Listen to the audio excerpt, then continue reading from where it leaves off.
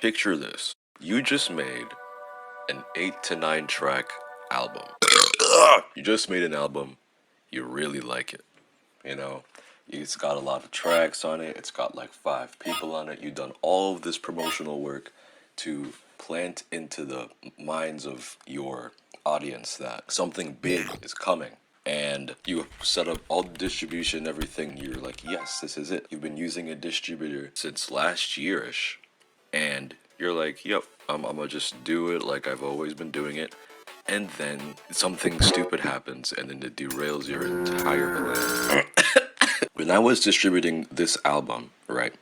I was distributing this album on Root Note, putting in all the necessary things. I get a little confused because there are some new features in Root Note. They updated their website. They added all these new artist roles. Artist roles determine or identify what type of significance an artist did to a song. So if you take a song like Swindle, right?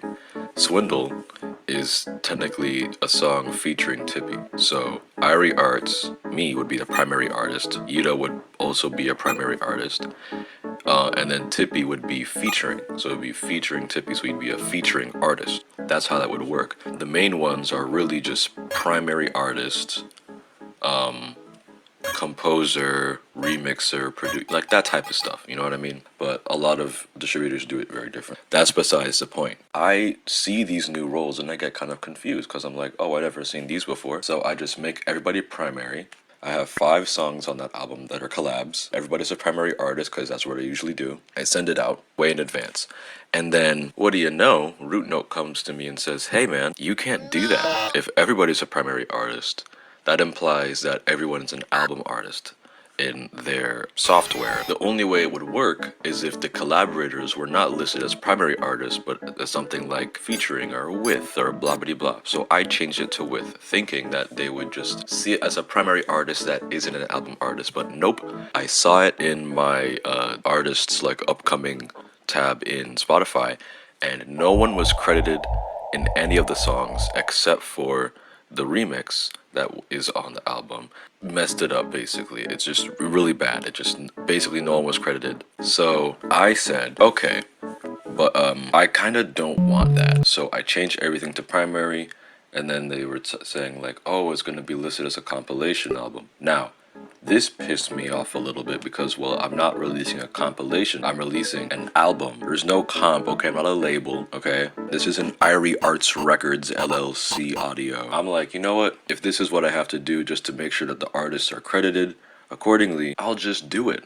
And I did it, and then it went into various artists. It will put it on various artists because there's more than one artist in a release that is the primary artist. And there's just a bunch of different songs all made by different people, ergo, various artists. I got really worried about that because I'm like, well, I don't know what to do with this various artist stuff. I don't want it to be under various artists, and I wasn't too sure if Spotify would rectify it if I went to their contact or their support chatbot thing and asked for them to put it from various artists to my page, Irie Arts. So I said, you know what?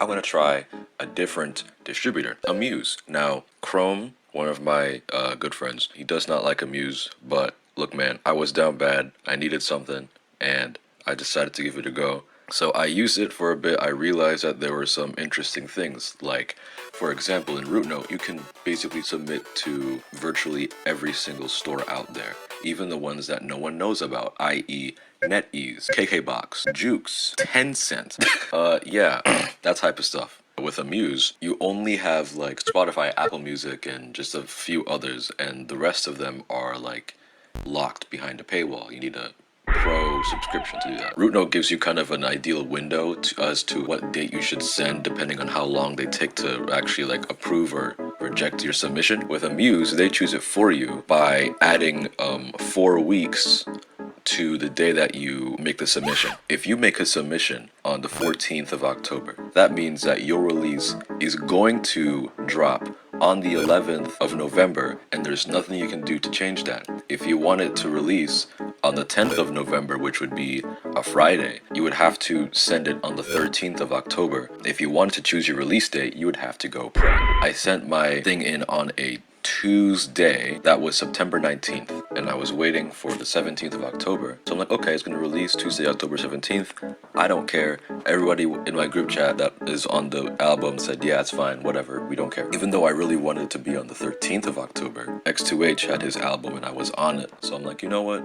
Gives a little breathing room, you know, doesn't have like too many releases or whatever. I'm fine with that. Ecotone drops. I see an email from Amuse. They rejected my entire release due to Trident having a long silence that lasted for 10 seconds or more. There is no 10-second long silence at the end of the song. So I'm like, well, this is stupid.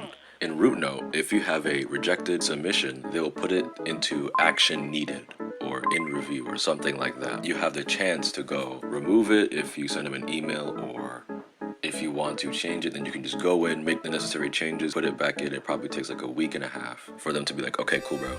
But with the Muse, you have to make an entirely new release with the changes made, meaning I would have to put in the exact same information, the same song, same everything, but put in a new version of Trident in and wait another 4 weeks for this album that was supposed to release late September, early October. Then I go to United Masters. One of the things that United Masters does that I don't like, for you to have your music on Spotify, you need to pay them. As I'm recording this, yesterday I got in a call with my friend Justin thing, and I submitted a thing in 1 RPM to be released on the 27th of October. But yeah, I mean, 1 RPM so far, it's good.